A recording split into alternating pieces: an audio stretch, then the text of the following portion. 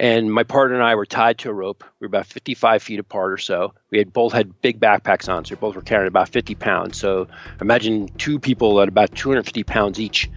And he was just walking along, and suddenly he just disappeared. Literally, the ground beneath him just collapsed, and it was a snow bridge that he was walking across a cross. And now a 250-pound person is hurtling, free falling into this void. Episode 335, Climbing K2, a holiday flashback with Chris Warner. You're listening to the Adventure Sports Podcast, brought to you by 180 Tech. We talk with adventurers from around the globe to bring you the inspiration and motivation you need to get started in the outdoors or to keep you moving if you're already there. Hey friends, welcome back to the Adventure Sports Podcast. Thank you so much for listening in today, and man, I have a really fun show for you. We've had requests for a show on K2, the second highest summit on the Earth. And I thought to myself, there's no one better to do this show than Chris Warner. Chris was on the show all the way back in episode 180, and it's one of my favorite shows. So if you've not heard that one yet, go to theadventuresportspodcast.com and look up episode 180. You got to hear that one too. Let me just give a little bit of his climbing bio and what Chris is all about. Chris has led over 200 international climbing expeditions. He has been above 8,000 meters 15 plus times. He has summited 5 8,000-meter peaks, and he's the owner of EarthTrek's climbing gyms. There are 5 gyms across the United States with 2 more on the way.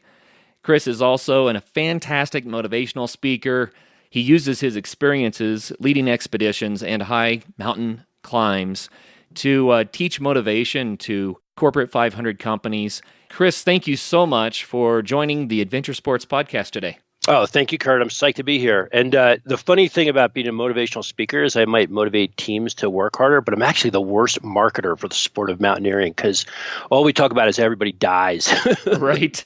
Well, yeah. And part of your story is that you're not dead, yes. Which is great because we can have you on. Yeah. But there's a reason for that. And I think that it's probably at the beginning of the show, we might as well talk about it. These 8,000-meter peaks and these high peaks are not safe places. And it takes a special kind of approach to doing these expeditions to come back alive. So what's that all about? Well, there's 2 things. There's one, which is, my just being in general denial of the risk that I'm taking.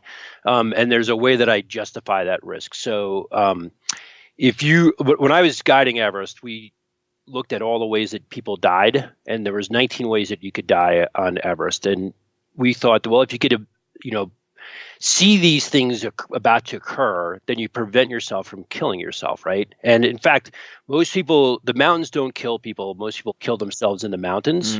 And you see that everywhere. You just see that, sadly, it just happened a bunch on Capitol Peak in western Colorado where 5 people were killed this past summer. But, it's generally the top 4 reasons why people die are human error related. And so if we could avoid making those same mistakes, if we educate ourselves about those mistakes so we don't make them, then we're more likely to come home alive. Oh, yeah. I would like to talk about Capitol, if you don't mind, for just a second. I've been trying to think of the right way to... Because it looks like K2. Yeah. Well, Capitol is one of my favorite 14ers. But, Chris, I climbed it many, many years ago, and it almost got me. Yeah. And the reason was I got off trail on purpose. I was off the main route. And at the top, if you're off the main route, there's some really, really steep polished couloirs full of scree. Yep. Really, really loose. And I wasn't aware of this. And I stepped into one of these couloirs. The whole mountain moved with me at once. And we're talking about, 100 tons of boulders. And I ran and dove and grabbed something solid. And those boulders went off a 200 or 300 foot cliff. Mm-hmm. So then every time I hear about another death on Capitol, it always sounds like it's that story. Again, there's a human trap up there, and people don't realize it. I'd like to help get the word out. Stay on the main route or rope up or something, Well, I think that's pretty much the story of the 2 people who died up there this summer. Right. So they were it just looked attractive, and you could see on a peak like that where anytime, where the trail is difficult to follow and all of a sudden you see rocks that are turned over, right? So they look like people have gone up and down it, which could happen obviously from a rock slide or a person going down it, or then rescue parties going down to look for people, etc. So all that traffic on those loose couloirs, it probably drew people in. Right. So people who thought they might have been following the right way were suddenly, suckered into this little maze that ended in the wrong way. Yeah. So Capital has that. And, most of the 14ers in Colorado aren't going to do that to you, but Capital has that trick. So it's regretful. But you were talking about people staying alive. And so back to that. It goes back to the human error thing. So the top 4 reasons why people die in mountaineering are because of human error. And we spent a lot of time looking at this, especially, as I said, on Everest, because I was guiding it. So you had a group of people who were less, who knew these lessons less than we did. They didn't have the same level of experience upon which to base their good judgment in the future. So, the more that we studied these, our thought was the more that we would keep people alive. And I think that's very true, because if you see the death rate on a peak like in Everest, it's gone down a lot. Yes, we've had traumatic, objective danger deaths this past couple of years. We had the earthquake that caused the giant part of the ice fall to go. We had a gigantic avalanche that did the same thing. So those were catastrophic deaths in terms of the numbers of people who were killed. And none of those were caused really by the victim of that. Although we used to tell people all the time, in risk, when you study risk, you find in general it's the third thing that kills people. So it's the third mistake or the third, danger that they face. And I used to tell people at the beginning of an expedition, you've already made 2 of those mistakes. So you only have 1 left to make, and you're going to be dead when you make it. And the first mistake was just coming here, right? Because you came into a known dangerous environment. And then, your second mistake, of course, is that you don't have you don't have world-class level skill and judgment at this point. So you're, as a client, and even a lot of, non-clients, you just don't have the same level of expertise as somebody else. So your bag of solutions is a lot smaller than, say, a guide or somebody who's been doing this for a long period of time. Yeah. I also used to tell them that I don't work for you, I work for your mother, because whenever you're trying to convince somebody to turn around, you have to, in any negotiation, you have to have a higher authority. Right. And so, this used to piss off the people. So you have the 45-year-old salesman on their trip who's, made a gazillion dollars, and he's like, wait a second, I'm old enough to make my own decisions. You're like, nope, because if I tell you to turn around and you refuse to turn around, right, I'm going to have to deal with your mother. Your mother is going to hate me. So, and she will, hunt me down and haunt me for the rest of my life. I would much rather just disappoint you and force you to go down than it would be to have your mother hate me and haunt me.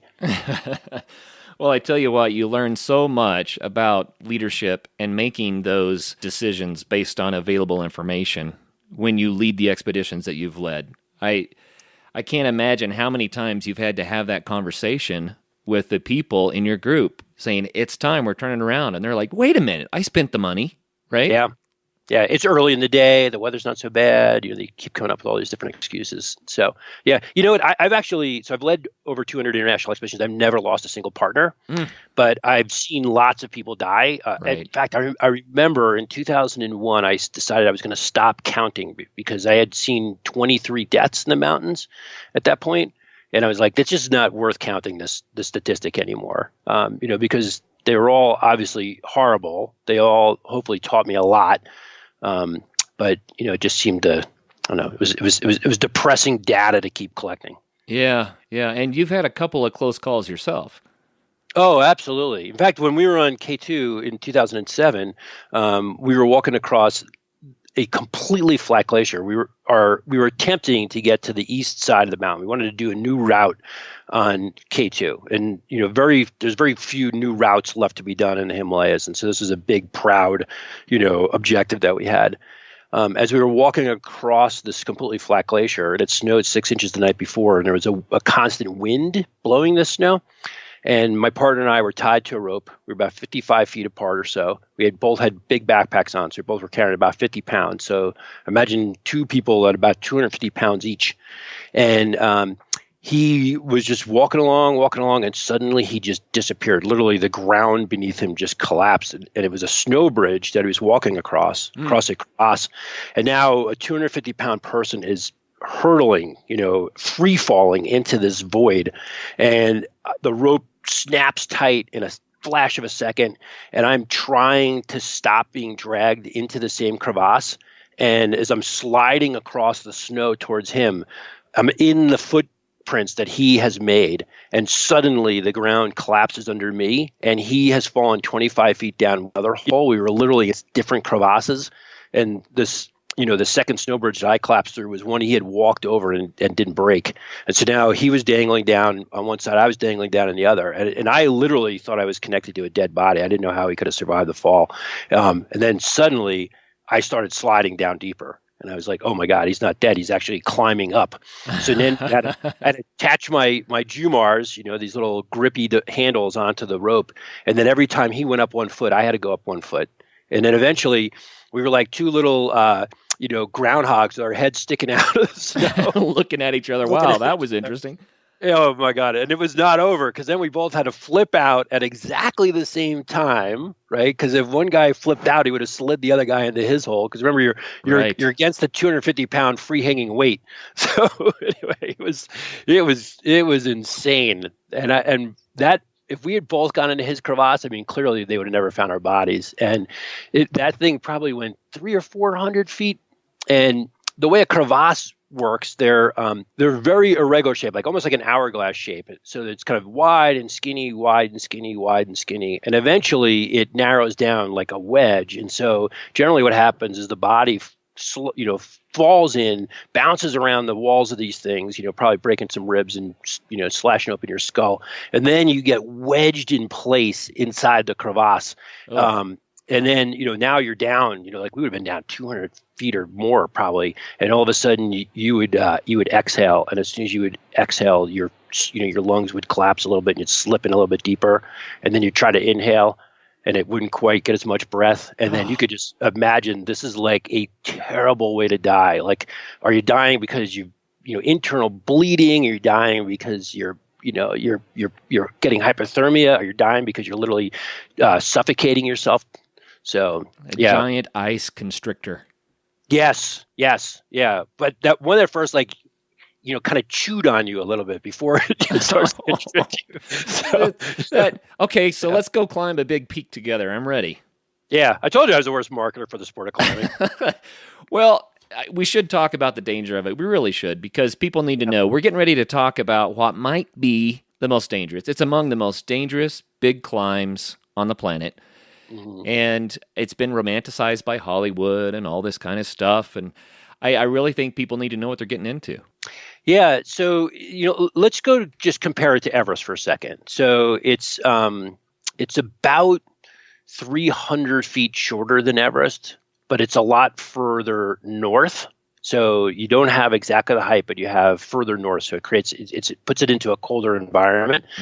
On Everest, there's a lot of things that make Everest easier. For one, it's not as steep. So they're both about 11,500 feet or so from base camp to the summit. So the vertical distance is not that different.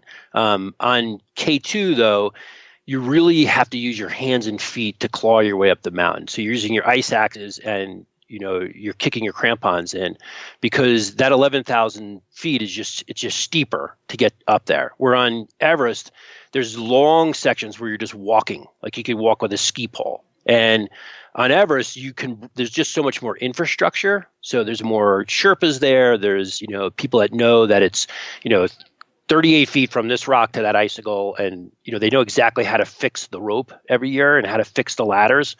And so there's less unknown, and the weather's better. So you have more infrastructure, you have better weather, you have less steep terrain, and you actually have more people. And so more people actually helps keep more people alive for a lot of different reasons. One, it's more people to attempt, to help with rescues, more people to break trail so that no one individual is as exhausted. And as a result of that, we've had about 8,000 people on the summit of Mount Everest, and we've had just over 200 deaths. And so the death to summit ratio is, somewhere around, you guys are way smarter than me, but what's that, like 2% or something like that, or 2.5%? And on K2, there's been less than 400 people on the summit, and there's been about 80 to 90 deaths. So it's about, instead of it being 2.5% death to summit ratio, it's 25% death to summit ratio. Wow. Yeah. There was a day when Everest was like that too, though. Before all the infrastructure and before everything kind of got hammered out, Everest was pretty bad, but K2 was always worse. Yeah, well, so on Everest, right, the first 10 expeditions that went to Mount Everest failed, and 16 people died trying to get there to the top. Wow. Yeah. Yeah. And K2, now we're talking about 10 times more dangerous than Everest's current record, is what we would say. Yes. Yeah. Wow. And what are the main dangers there? I mean, you already talked about the crevasses, right? The weather. Yeah, on Everest, what we found was that most people died by sitting down. And so there's a lot of reasons that cause them to sit down. Like if you could carry about 18 hours worth of oxygen, which is 3 oxygen bottles. And if you took 13 hours to get to the top, you have only 5 hours to get back down. And so people taking too long to get to the summit causes them to run out of oxygen on the way back down, which causes a whole trickle-down effect of other stuff. So that's one of the main reasons that people die. If you sit down and go unconscious, like you're so exhausted you're going to take a nap, or you're lost in a whiteout, so you can't see your way down, so you sit down. When people become unconscious for either because they fell asleep or because they were injured, they say that the human body freezes solid in 6 hours at 40 below zero. Ooh. So, that's why, literally on the way to the summit of Everest, on the north side, there was 8 dead bodies when I used to guide it. And all those people died on the descent, and they all died by basically laying down. Like some of them, yes, may have fallen first, and injured themselves slightly, like this woman, Fran, who we think she probably broke her ankle on a descent and was unable to continue to move. But, it's those kinds of situations. So most people sit down, or lay down. They either fall asleep or something causes them to go unconscious, and as a result of that, they freeze to death. On K2, most of the deaths involve falls or being hit by something. So one of my best friends, he and his son, a guy named Marty Schmidt, and his son Denali were there in 2013, and they are at Camp 3. They were there alone, and they put up their tent in the same place that, dozens of people put up their tents before. And in the middle of the night, an avalanche came down, and it swept their tent off the side of the wall. And when people came up a couple of days later to find, to look for these guys, they found their ice axes and crampons. So the stuff that was left in the vestibule was still there, but the tent, some portion of the tent, maybe the back half of it or something, got hit by this avalanche and then just carried them over, I don't know, carried them for 6,000 or 7,000 feet down to the east side of K2. So, yeah. Wow, K2 is a monster. Yeah, when I was there in 2002, the expedition ended for me on my birthday, actually. There was 12 of us and it was an amazing group of climbers. The best resumes you've ever seen, although we actually, as I tell people, there was 11 prima donnas and myself. But we were strapping on our crampons at the bottom. So we were at Camp 1, and we were about to start to climb up towards Camp 2, or really I started to advance base camp to go to Camp 1. And we were strapping on our crampons, and there was a little bit of cloud cover that day. And all of a sudden, one of the climbers started screaming, and we looked up in the air, and there was a body flying through the air. And it probably fell over 1,000 feet before it slammed into the wall the very first time. And it was a gigantic explosion of red. And then it bounced another 600 feet, another 200 feet, another 300 feet, and eventually came to rest 500 feet away from us. And literally landed on the trail. So literally the footprints that people had created to climb up this thing, it landed on the trail. And only 2 of us had the courage to go to this body. I mean, it was obvious he was dead, right? So it was myself and another American, a guy who was a lieutenant colonel in the Marines. So he's a former Marine recon officer.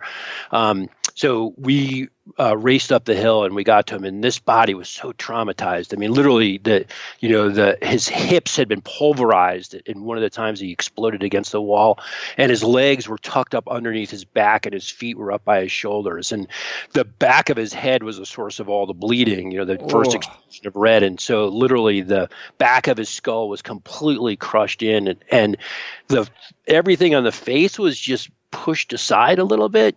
And it, made him obviously not look very normal. And then the blood, as it was rushing out of his head, turned his skin this grayish color, which made his teeth seem to glow in the dark. I mean, this is a brutal scene. And this other guy and I, we both had been around a lot of death, and we literally stopped. Here's two middle-aged guys, some badass mountaineers, and we literally held hands and just squeezed each other for a second. And we knew that it was our job to push as much love into the soul as we possibly could, because the last thing that any human being should ever feel when they leave this earth is any negative emotion. Like, we don't want our loved one to feel our fear when they leave this earth, right? We only want to have them feel our love. So we literally had to stop. We literally had to hold hands to get our, emotional act together. And then we were able to lay down in the snow next to him, or lean down and put our hands on his body. And the first thing we did for about 3 or 4 minutes was just push as much love into him as we possibly could. And then we had the task of remaking him. Like, we knew that his partners, if they ever saw his body in that condition, even though they didn't cause his death, that they would never be able to forgive themselves. Right. I mean, it was so traumatic. And so I had to reach underneath his shoulders and lift up his torso with his head cradled against my chest. And my buddy pulled out one leg and then pulled out another leg. And we laid a sleeping pad there, and we put him on top of the sleeping pad. And then the blood was just pouring out everywhere. So we took a down jacket and we put him over his top of his, his body and arms and the sleeves and stuff. And then we put the hood on, and we pulled the strings on the hood as tight as we could and tied him in a knot so nobody could see his face. And after about, an hour of work, we had him ready to lower him down. So we lowered him down to where all the other climbers were. And, at this point, people were willing to help us a little bit. And we're like, okay, like the biggest problem was the blood kept pouring out. So we had to get a plastic garbage bag and put it over the top half of his body, and then tear apart some tents and wrap him in like this mummy type thing. So then we could then carry him for the 3.5 miles back to base camp. And it was, the whole thing was just absolutely brutal. And I actually was sitting there with, in this circle with the dead body laying in between us. And literally my Gore-Tex jacket is covered with parts of his skull and, brain and bone and everything else. And I'm looking at all these other climbers, these guys who I was going to climb K2 with. And I looked right at him, and I suddenly started bursting out crying, like massive anxiety attack just hit me. Like I could feel he's, like being stabbed in the stomach a million times. And I leaned up and, tears racing down my face. And I'm like, I'm quitting. And you know what? Today's my birthday, and I'm going home. That's awful. Yeah. What a grisly story. Yeah, that was crazy. That summer, 2 people died. Nobody summited. And of the 12 people on that trip, 6 of them are now dead. Yeah. It's official. Winter has arrived, and Bent Gate Mountaineering is prepared to help you get ready for your epic winter. Come check out the latest in alpine touring, telemark, NTN, and splitboarding gear. They have brands like Black Crows, DPS, Dynafit, G3, Icelantic, K2, Technica Blizzard, Arc'teryx, Mammoth, Solomon, Volley, Neversummer, Jones, and BCA. And you do need to be safe out there. Bentgate has the latest in avalanche safety gear. They have beacons, airbags, shovels, and probes, and they're ready to help you educate yourself on snow safety. They also rent out gear, so you can get your skis and your boots there, as well as your avalanche safety equipment. What's more, they also have free demo ski days at local resorts, so you can try out the latest gear. Now, how much fun does that sound? So swing by Bentgate in Golden, Colorado, or go to bentgate.com to find your new gear, as well as to get updates on all of their events.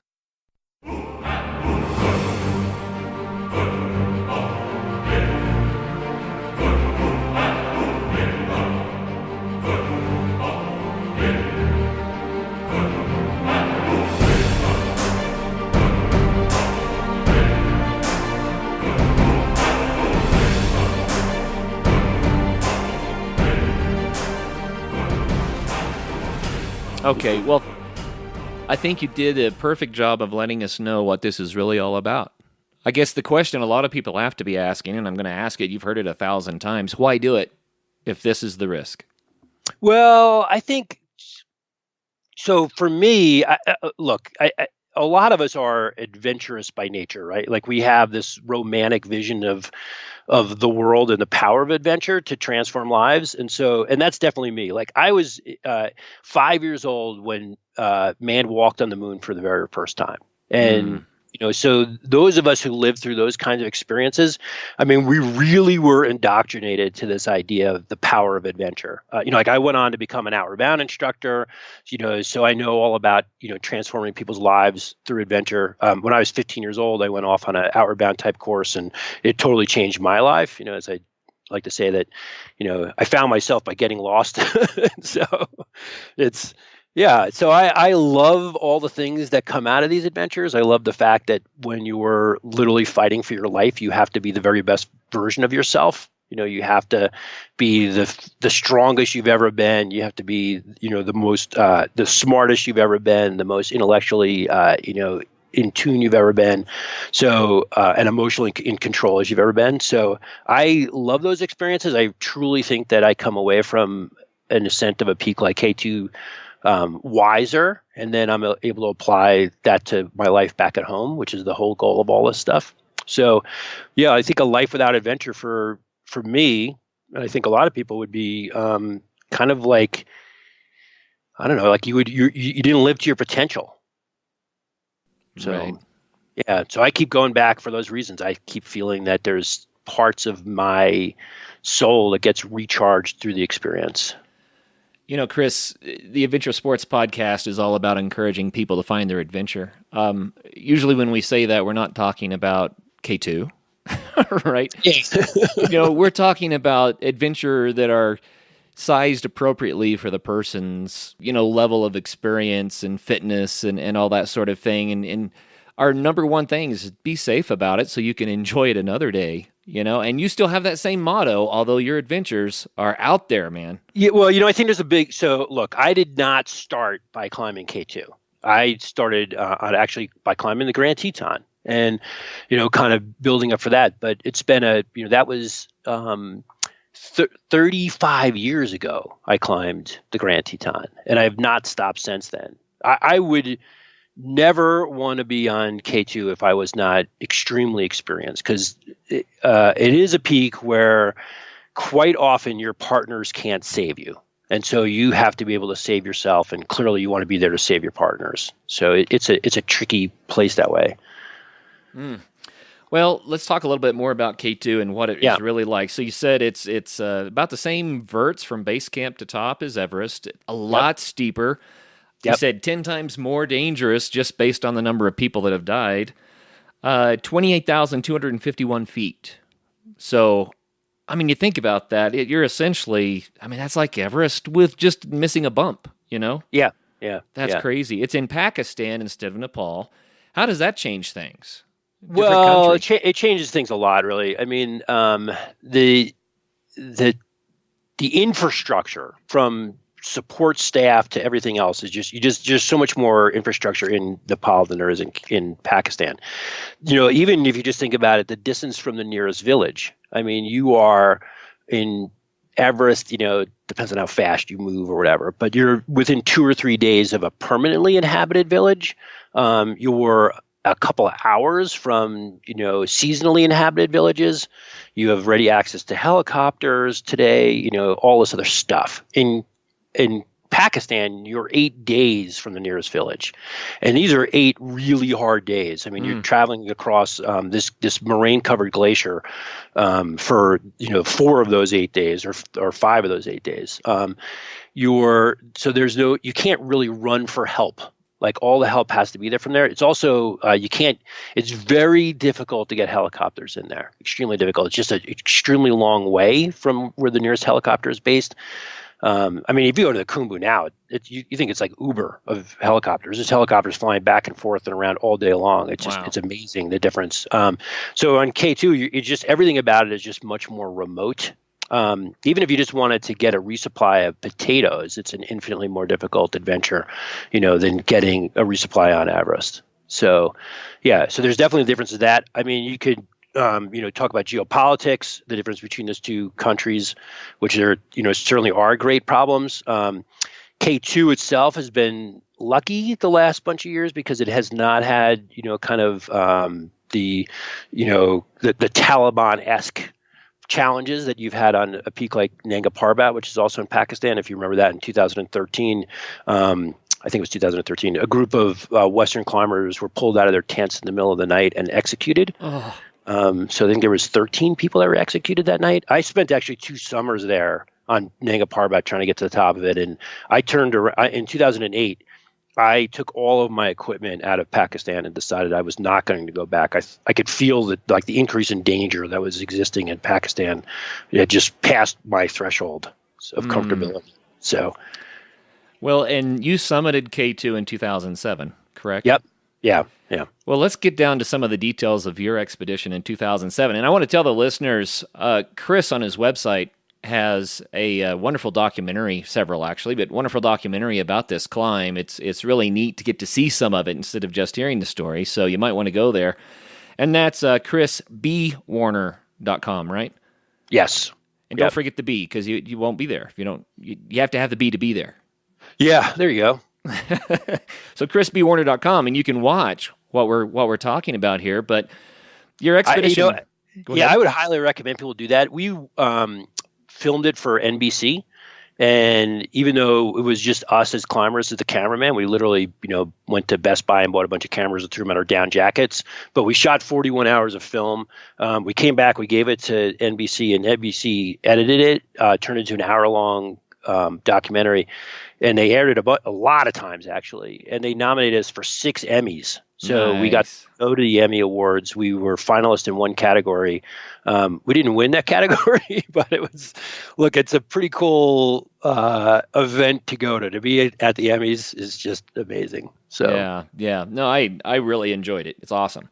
Yeah. We really were lucky. I mean, it's as a storyteller, it's really man versus nature type of conflict. I mean, the mountain is just brutal, and it keeps throwing terrible stuff at us left and right.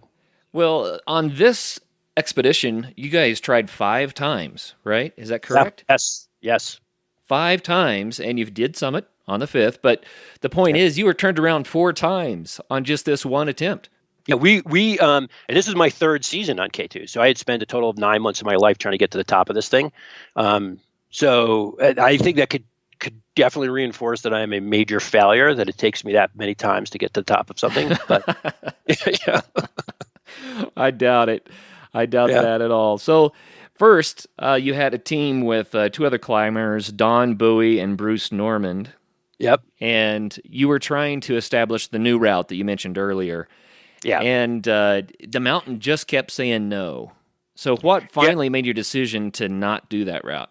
Well, we actually tried 2 different new routes that season. The first one we gave up when we got swallowed by the glacier.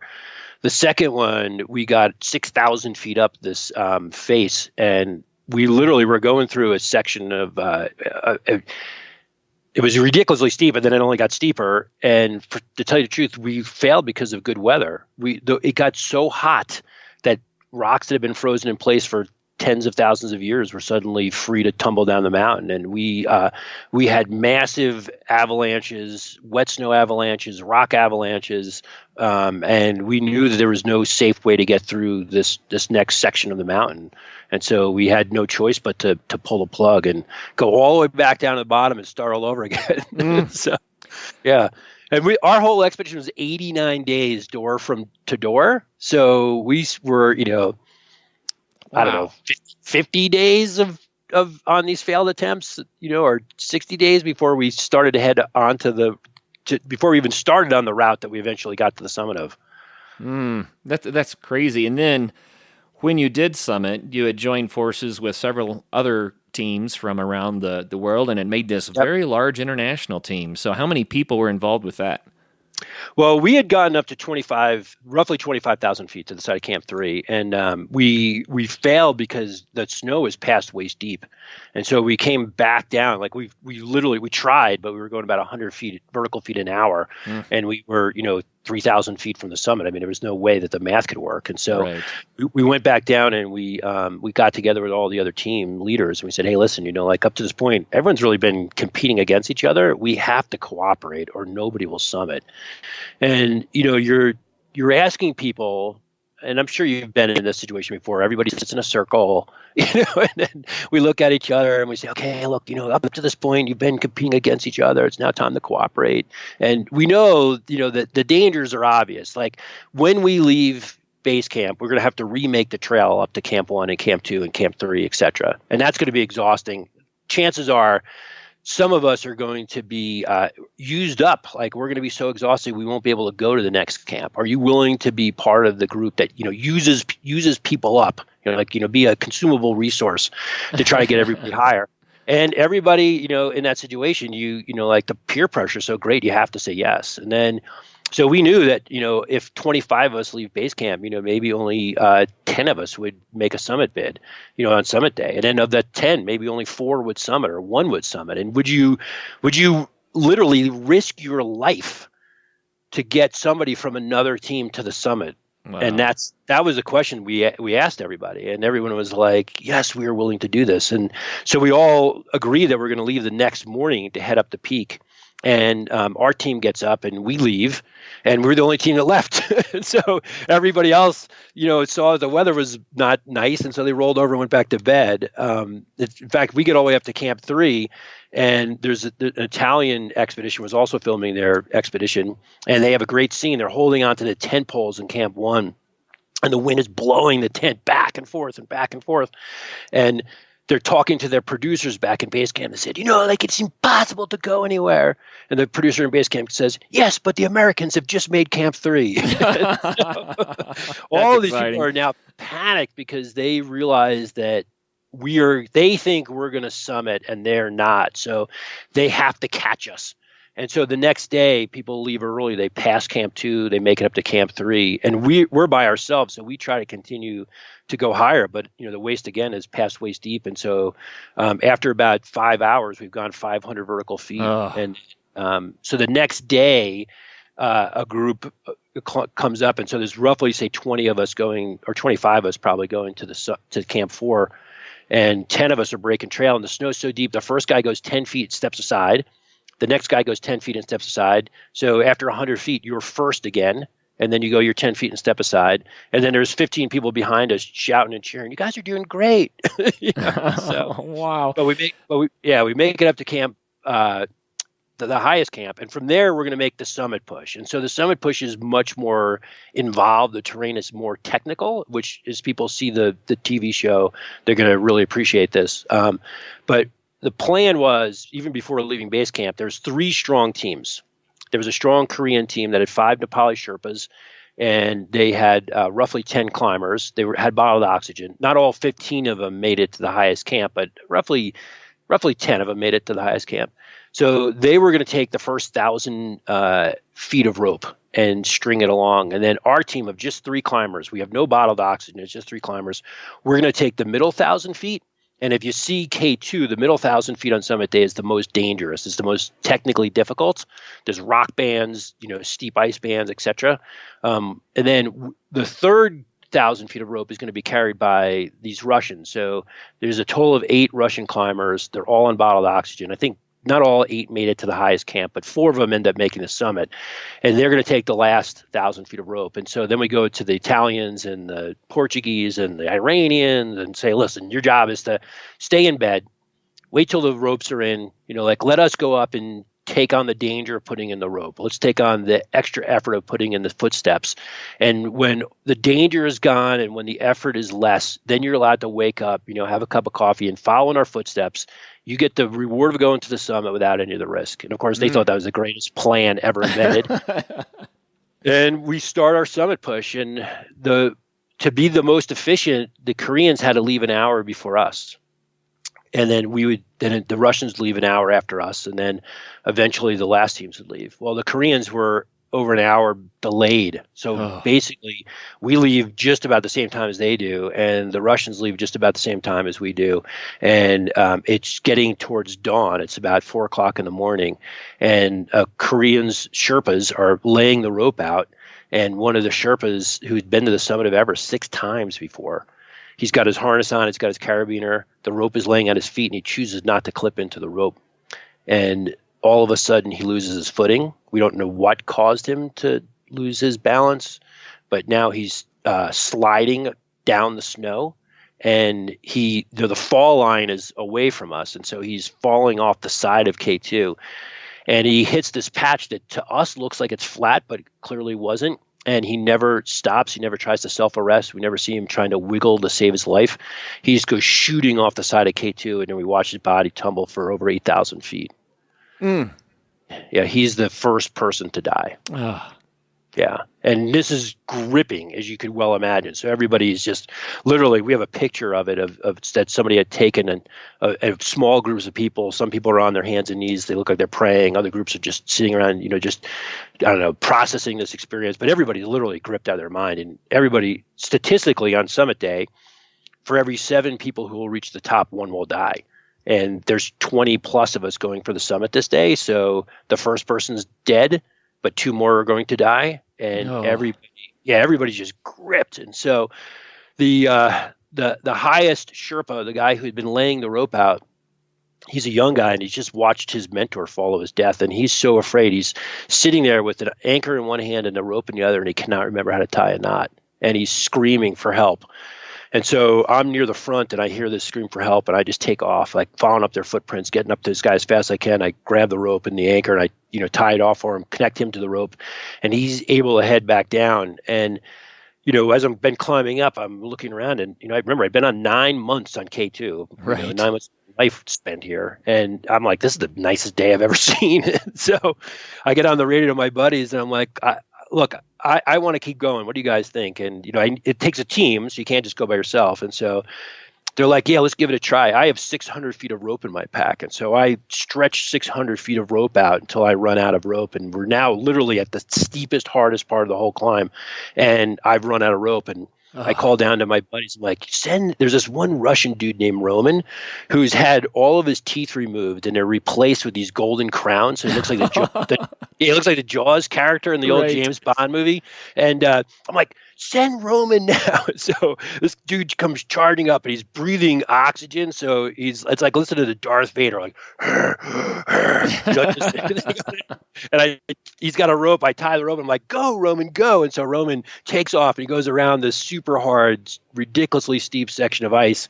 And it's the key to going to the summit of K2. He's pulled this off. He's able to, has the technical skills to make it happen. And suddenly now we're past the greatest difficulty, and now so it's the just crutch is behind you.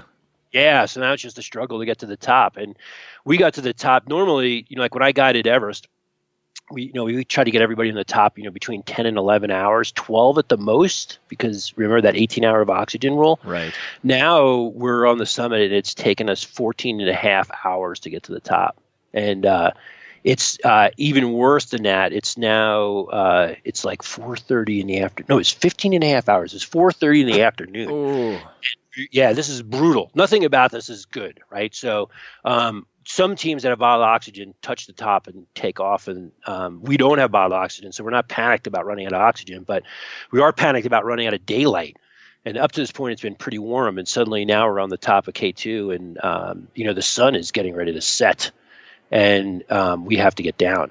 And there's 3 climbers up there that are basically alone. They're all alone. They're all from 3 different teams.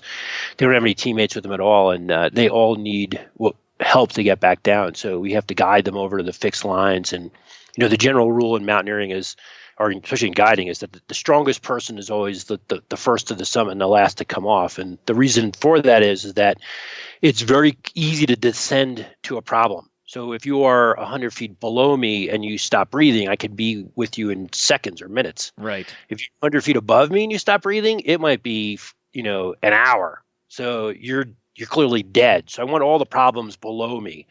And so we gather these misfit toys and we lead them over towards the rope where we hook into the 3,000 feet of descending that we have to do. And as we are hooking into the ropes, we see two more climbers still coming up. And it's these two Italian climbers, and they actually, they're incredibly experienced. They insist on going to the summit, which they do summit, but they reach the summit, and as they're descending, it's literally darkness is coming down. And with darkness comes cold. Right. So it's not just, it's definitely going to be slower. The difference between night hiking, right? Like, an hour in the dark of night hiking is 10 minutes in the day, right? Right. So, yep. Yeah. So we're going to go slower. But the bigger problem was the lack of, the heat. And so now it's dropping down into minus 20 territory, and we're descending and just, getting more colder and colder. And as we get back down to where we could start walking again, there's a Czech climber. This Czech climber had come up a different route on K2. They had seen, he was a member of a 5-person summit team, and they saw our lights in the middle of the night. And so they traversed over to where we were and followed our footsteps up. And 4 of the other climbers were overcome by exhaustion. So they turn around, and this one guy, perseveres to get to the summit. And now as we're coming down and we're getting back to where you have to start, you can't lower yourself on ropes anymore. You have to start walking. He collapses, and we roll him over, and he looks up at us, and all he could say is, I'm dying, I'm dying, I'm dying. And we're like, dude, you're not dying on us. And so we don't know where his team is. We don't know where their sleeping bags are, their tents. We don't know anything about where these guys are. So we have to drag them over to our tent. And so Don and I put them over our shoulders, and we drag them for over an hour back to our tent. When we get there, we have a 3-person tent with 3, sleeping bags in it, with now 4, big dudes. And so Don has to go in first. He's our paramedic. He's going to get out, all the injectables so we can start pumping this guy up with steroids to try to keep him alive. Bruce is, Bruce is getting this guy's crampons off, etc. It's about 10 minutes per person to get into the tent, and so I have about a half hour. So I go wander around and check in with everybody. I'm checking in with the Russians and the Koreans and this Italian group, and it was the 2 Italians that were still going to the top, and the leader and I were going back and forth about how far away they were, like what the plan is, and we left it, if they're not back by 12:30, he just needs to start yelling help, and we'll get up and go find these guys. Well, at 11, one of these guys starts to call in on the radio. We knew a storm was forecast for the next day, and the wind had already started to blow the footprints away. And so he needed directions on how to get back, and he crawls into the tent at 1:00 in the morning, and his partners say, well, where's the 4th guy? Where's Stefano Zafka? And he goes, oh, Stefano's behind me 5 minutes. Like, you're tired, I'm tired. They all go to sleep. 3 Italians go. And the 4th guy never comes back. But we don't know this. By dawn, it's a raging blizzard. visibility is about 15 feet. And the Russians and the Koreans and the Portuguese climbers team up, and they descend. And the 3 remaining Italians team up with the Iranian. They start descending.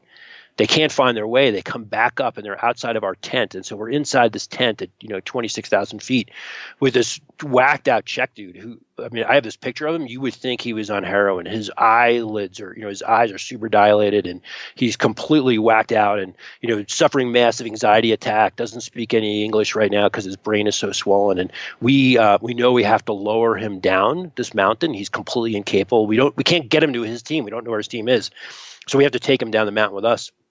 And as we're packing up to go, we had left all of our crampons and ice axes in the vestibule of the tent. And somebody else from another team left theirs outside. 10 inches of snow has buried their crampons. They can't find their crampons, so they steal the top pair of crampons from us. So one of us has to descend without crampons. While we're going through all this crazy crampon stuff, or literally this man can do nothing for himself. You have to reach in and help him pee in a bottle and zip his clothes up and, blow his nose for him. We're going through all of this stuff, and we hear screaming outside of our tent, the Italians, you have to come down. You have to guide us down. If you don't take us down right now, you're going to die just like Stefano Zafka died.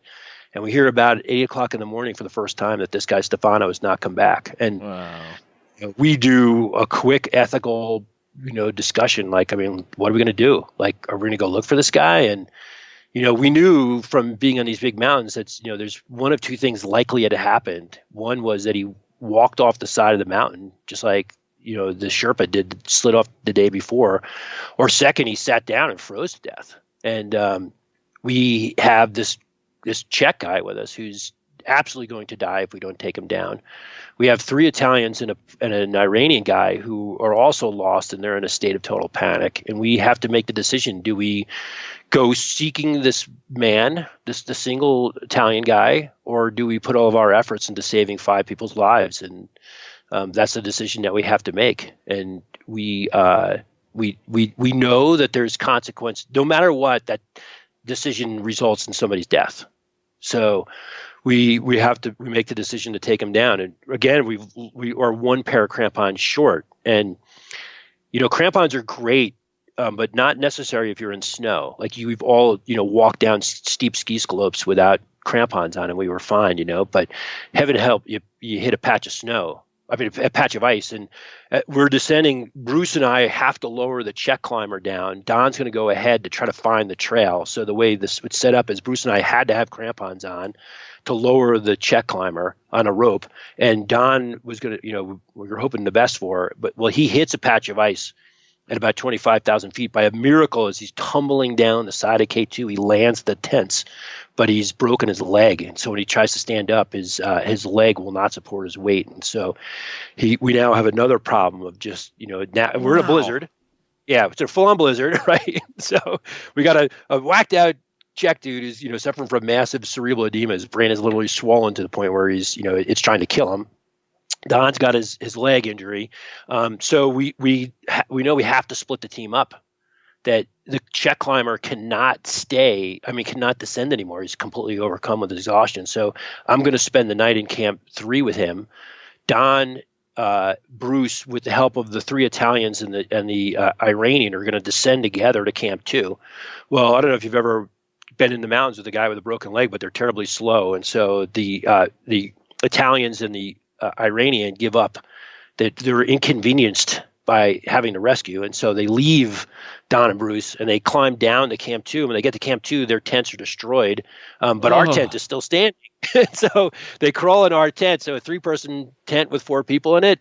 There's a sleeping bag in there. There's a stove. There's food. They're eating our food. There's one Italian climber who's left all of his gear behind, is laying inside the sleeping bag at 8:00 at night. Don crawls to the tent, opens the door, and they're all screaming, "You can't come in, you can't come in." He's like, "What do you mean I can't come in? This is my tent." And they're like, "Well, you're gonna have to sleep in the vestibule." And Don is like, "Well, can I have my sleeping bag?" Because we had left a spare sleeping bag in there. So, you don't want a guy with a broken leg carrying excess gear. So Don's like, "Can I have my sleeping bag?" And the one of the Italians, Mario, goes, "You know what, Don? Yesterday this was your sleeping bag. Tomorrow it'll be your sleeping bag. But today this is my sleeping bag." And he won't give a man with a leg his own sleeping bag. Yeah. So in the middle, we all survive the night. It takes us another, the next day we all make it down to at least to advanced base camp. Don and I spend the night in advanced base camp. Bruce is able to, and everybody else is able to make it back to base camp.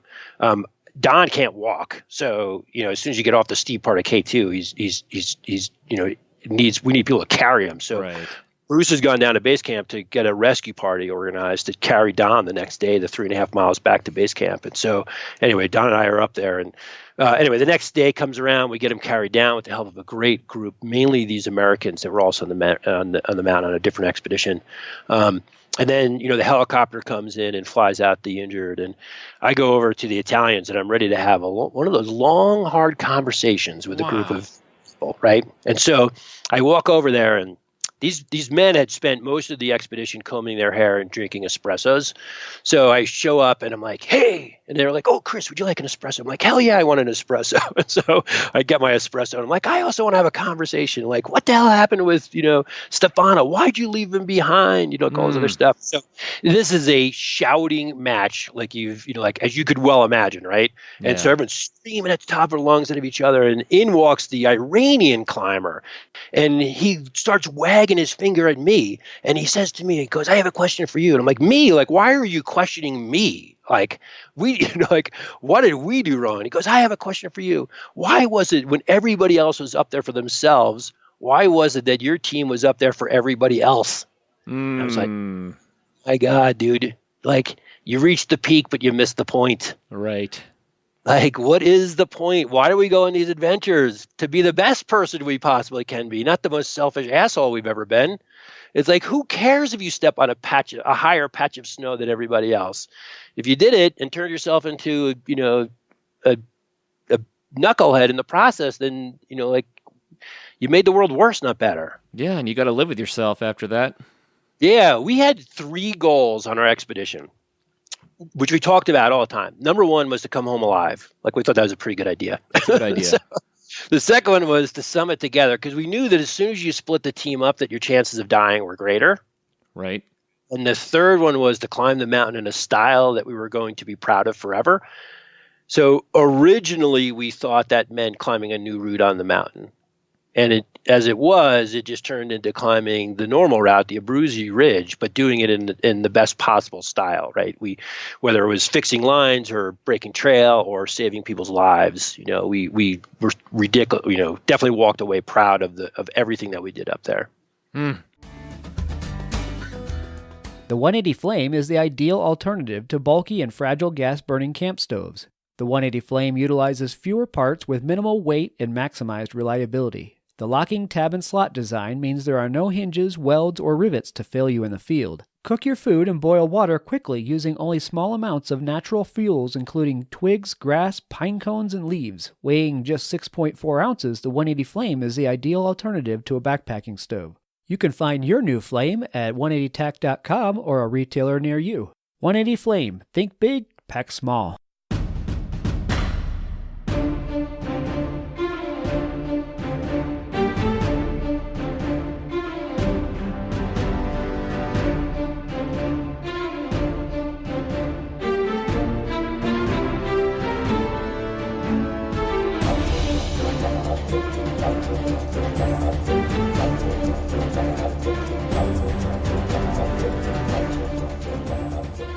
That's one reason, Chris, why I wanted to get you on to get your perspective on this, because so many people, they want the prize more than they want what really matters.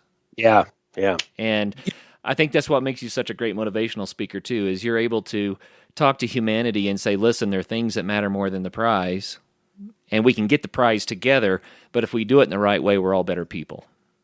Yeah, like you and I'm sure all of your listeners, this is actually, to be a little ethnocentric maybe, this is a very strong part of the American outdoor ethos, right? That we go to the outdoors to become better people. Yes. Which is not the truth for all cultures. So we have that. But we certainly believe that partnerships trump accomplishments. Like, we would rather be surrounded by friends on our deathbed than by trophies. Absolutely. And so the more, we have to keep that in front of us. The balance of this, of course, is that, we also are very driven by accomplishment. I mean, whether it's ambition or whatever the word you want to put around it, it's like, we like having goals. Like, it's the goals, get us to go exercise in the morning. They get us to, to all these different things, whether it's how we work on our friendships, etc. So yes, we definitely want and need goals. So yeah, it's a fine balance. The outdoors is a very phenomenal, like whether it's adventure racing or anything else, like it's a really powerful platform for us to explore how, powerful we possibly can be. But there's a lot of, we have a lot of opportunities to destroy all that is good in the outdoors right now. So I think we're at a very our generation is in a very interesting time relative to the outdoors. Are we going to love it to death? Are we turning too much adventure into just endurance sports? Or, look, there's no unknown going to the summit of Mount Everest anymore. So you're not casting off into the unknown. Right. There's personal unknowns, right? But really, you today there's just really amazing, high altitude endurance athletes out there, which are very different from the world in 8,000 meter peak climbing, even 25 years ago. Right. Like one of the heroes of the kind of the 1970s and 1980s, kind of the golden age of Himalayan mountaineering, was this guy Alex McIntyre, and Alex McIntyre would said every single time that style trumps summits. Yes. And yeah, so I don't know. I hope we can keep that concept alive within outdoor sports. That's our generation's task. Well, the Adventure Sports Podcast is always about encouraging people to find their adventure to enlarge their lives, not because the adventure does it, but because of what they learn about themselves in the process, because of the community that's gained in the process, the people that you've teamed up with and that share a passion for the outdoors and for that particular sport. And it translates to big mountain expeditions as well. If you're doing it for the wrong reasons, why are you doing it? It's just the way I feel. Yeah, I agree with you 100%. And clearly we live in an age where people are a little bit more externally focused than internally focused. You just see that in the increases in the rates of narcissism in our country. So they say that it's gone up by over 20% during this last generation. So, look, That's the selfie movement, whatever you want to call it. So it's a very interesting time for all of us. But hopefully, people, we find, we use the outdoors as a place to kind of get away from all of that and kind of reground ourselves. Yeah. I mean, all you have to do is jump on Instagram and you see all the people that find some way to place themselves in a beautiful scene 1,000 times and post it. And you're like, well, how did you do all of that? And everyone talks about FOMO now, fear of missing out. We're trying to make everyone else jealous of our lives. And I'm like, well, okay, you took an instant in time where you stood in a pretty place, but where's your heart? What's your soul doing? Yeah, but it's funny. Like maybe we're getting off the subject of K2. I just was, pedaling up in Aspen, and you see all these electric bikes, these e-bikes out there now, and all these people that are coasting up the same hill that I'm, grinding up on my, my road bike, and I'm like, what? The coolest thing is they're out. Yeah. Like, it's great that they're experiencing the outdoors. So even if, yes, that 10% of their outdoor experience is spent taking their own picture, the other 90% is going to trickle into their soul and make them a better person. I mean, one of the funnest things about the climbing gyms is that people do not climb with their phones.